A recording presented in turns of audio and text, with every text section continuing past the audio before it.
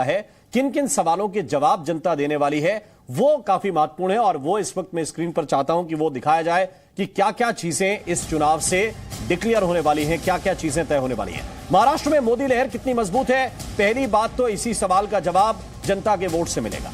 इसके बाद उद्धव को बीजेपी का साथ छोड़ने से फायदा है या नुकसान है। उद्धव ठाकरे खुद मुख्यमंत्री बन गए थे बीजेपी को छोड़कर, और उन्होंने महाविकास आघाड़ी से हाथ मिलाया था। इसका भी जवाब जनता देने वाली है। महाराष्ट्र किसे असली एनसीपी और शिवसेना मानता है, यह भी अपने वोट से वो तय कर देगा। अगर उनके वोट ज्यादा आए तो उनको असली माना जाएगा, इनके वोट ज्यादा आए तो इनको असली माना जाएगा। शरद पवार और उद्धव को क्या सहानुभूति मिलेगी, क्योंकि पार्टी टूटी है, बड़े नेता जाहिर शरद पवार और उद्धव ठाकरे ही हैं दोनों दलों में। क्या इनको सहानुभूति का वोट मिलेगा, यह भी इसी चुनाव से तय हो जाएगा। और एकनाथ शिंदे और अजित पवार, उनकी जो साख है, जो पार्टी में एक कार्यकर्ता कैडर है, क्या वो साख बचा पाएंगे, ये भी यही चुनाव तय कर देंगे। बहुत सारी चीजें किशोर तिवारी साहब तय होनी है। और जहां तक आपने अजित पवार का सिलसिला शुरू किया था, मुझे अच्छी तरह से याद है, चूंकि 2019 में आपने जिक्र किया कि आपके गांव से मोदी जी ने प्रचार शुरू किया था, और मुझे तो उससे पहले विधानसभा का चुनाव प्रचार भी याद है, जिसमें उद्धव ठाकरे अजित पवार के लिए क्या क्या कहते थे विशेषण, वो कहने की आवश्यकता नहीं है। फिर उन्हीं को आपने अपनी सरकार में डिप्टी सीएम बनाया।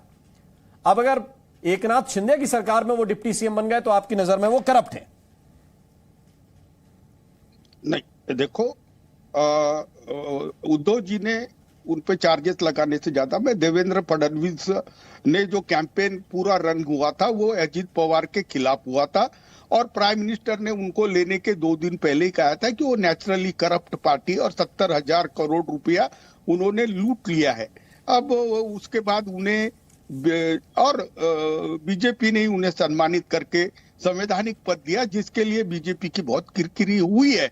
लेकिन आपने जो सवाल डाले वो बहुत ही अहम है।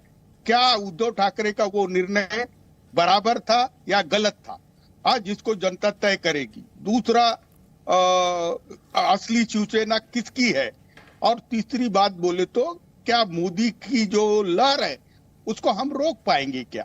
मैं आपको बताता हूं कि 10 साल में मोदी जी ने जो प्रॉमिसेस किए उसके रिजल्ट नहीं आए, ऐसा लोगों को लगता है। और मैं जाता हूं देहातों में, मैं प्रचार कर रहा हूं, तो किसान मुझे कहते हैं कि उद्धव जी की सरकार अच्छी थी क्योंकि उन्होंने कर्जा माफ किया था 2 लाख का आते से ही। और दूसरी बात मैं आपको बता रहा हूं कि लोगों को ओवरऑल ये पार्टियां तोड़ी गई ये पसंद नहीं आया है, और बीजेपी 5 साल रुक जाती थी तो बीजेपी बहुत कंफर्टेबल रहती थी। लेकिन बीजेपी ने जो अपना डिग्रेडेशन किया, और जैसे कि सुप्रिया सुले के खिलाफ में अजित पवार जी अपने में सुविध पत्नी को लड़ा रहे हैं, ये सब चीजें महाराष्ट्र को आहत कर रही है। मैं चाहता हूं, अब जैसा शिवसेना ओरिजिनल है तो उसको कट टू साइज कर दिया। 7 सांसद जो पिछले वक्त चुन के आए थे उनको दरकिनार कर दिया। कांग्रेस से विधायक लेके कांग्रेस के, और एकनाथ शिंदे के सिटिंग एमपी तुमाने अब अजय आलूक साहब के पास में चलता हूं। जी अजय आलूक साहब, ये जिस तरह कह रहे हैं किशोर तिवारी, शायद इसी सहानुभूति के सहारे हैं कि आपने पार्टी तुड़वा दी, थोड़ा सा वेट कर लेते तो ये फायदा इनको मिल जाएगा, इनको ऐसा लग रहा है। देखिए, मैं तो ये कहूंगा इनके लिए, शिवसेना के लिए, कि बदल के कश्तियां साहिल सैलाब में नहीं जाया करते है। मादा तो पानी में रुक और हवा का रुख बदल, तो ना तो इनके पास मादा था ना ये हवा का रुख बदल पाए। ये तो कश्तियां इन्होंने बदल दी। हिंदुत्व की कश्ती छोड़ के बैठ गए ये पालघर के साधुओं के हत्यारों की कश्ती पे, और खुद भी हत्यारे बन गए। तो इसमें हम क्या कर सकते हैं। जहां तक रही सहानुभूति, तो हमें किस बात की सहानुभूति चाहिए? हमें कोई सहानुभूति आई ना ही इन्हें सहानुभूति मिलेगी। किस मॉडल पे शिवसेना बनाई गई थी? किस मॉडल पे? हिंदुत्व के मॉडल पे चल रहे हैं आप? हिंदुत्व के मॉडल पे नहीं। बोलिए टीवी पे जोर से चिल्ला के कि हमें गर्व है बाबरी मस्जिद तोड़ने का, जैसे बाला साहब बोलते थे। हिम्मत है किशोर तिवारी? नहीं बोलेंगे, हिम्मत नहीं है यार, बोल नहीं सकते। चैलेंज करता हूं। पूछ रहे तुम। अब 1 मिनट, एक बात और, उसके बाद आप बोलिएगा। नहीं, एक बात और कहता हूं, उसके बाद बोलिएगा। लेकिन हिम्मत है जरूर, बोलिएगा जरूर। दूसरी बात, कपास में जो झूठ बोला उसके लिए माफी भी मांग लीजिए। 6,680 रुपए हो गए हैं। आपने कहा कपास की कीमत नहीं बढ़ी, पिछले साल 6,020 रुपए था। हिम्मत है तो बोलिए, कपास में माफी मांगी। मैं बोलता हूं ना, मेरे को समझ लो। मैं एक बात बताता हूं अजय आलोक जी, हम राम मंदिर बने इसके पक्षधर थे। राम मंदिर बनने के लिए जो विवादित ढांचा था उसको हमने गिराया था। इसके उसमें हमें गर्व